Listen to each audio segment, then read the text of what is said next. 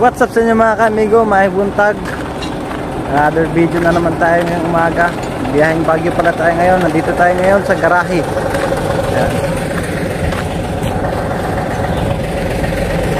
Nandito sa aking garahe. Biyaheng Baguio po tayo mamaya mga amigo. Waiting na lang po tayo sa ating mga pangarga nang samahan nyo ako sa ating trip. Let's go.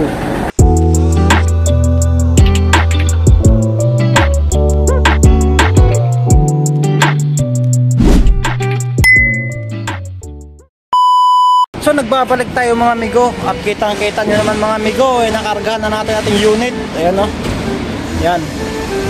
Ulitin ko, biyaheng Baguio po tayo ngayon at nang matapos na yan, waiting na lang po tayo sa ating resibo para makaalis na po tayo. So nandito pala tayo sa loob ng ating warehouse at ito si Kabomba. Yan ang aking driver, shout out. Ito, naabutan na kami ng gabi mga amigo para makargahan si Bibi Blue. Yan o. Shout out sa dalawa. Dahil habang si Bibi Blue mga amigo ay kakain muna kami doon sa kantin mamaya. So may hinihintay lang kami ng kasamaan. So let's go. Ito ang ating mga ka-amigo para kumain sa kantin mga amigo.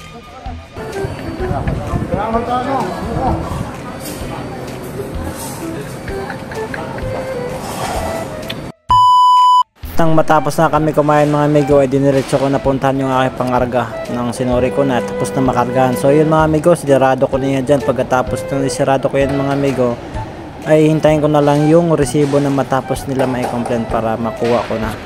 So yun mga amigo, punta na tayo sa ating unit at hahanap na tayo ng mga papardahan. Let's go. So ayun mga amigo, naabutan po tayo ng gabi. Oras na para makuha ko na yung resibo. Iiwan ko pala itong cellphone na to, gawa ng bawal ang cellphone sa loob. So waiting na lang po tayo mga amigo pagbalik ko. 12 sleepless hours later. At dyan nga mga amigo ay nakuha ko na yung resibo.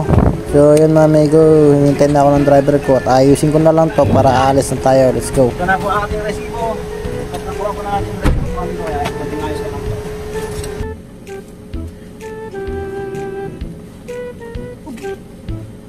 A few moments later. Na mga amigo. At yun yung mga amigo ay natapos ko na ayusin ng resibo. Pupunta na kami dyan at bumaba na ako para magpasilyo.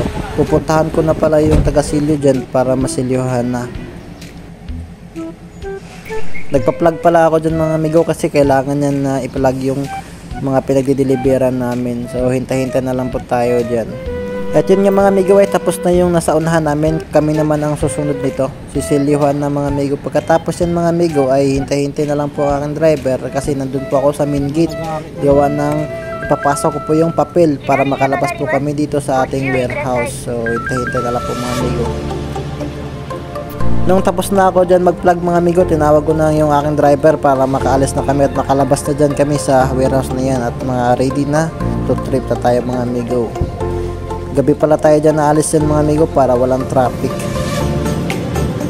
Yun na mga amigo, at nangaalis na po tayo at mabiyahe na. So nandito na tayo sa Laguna, exit na tayo ng Lex. Lex ba?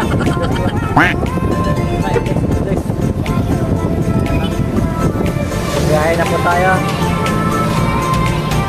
Pangpangan na po tayo mga amigo. Yo.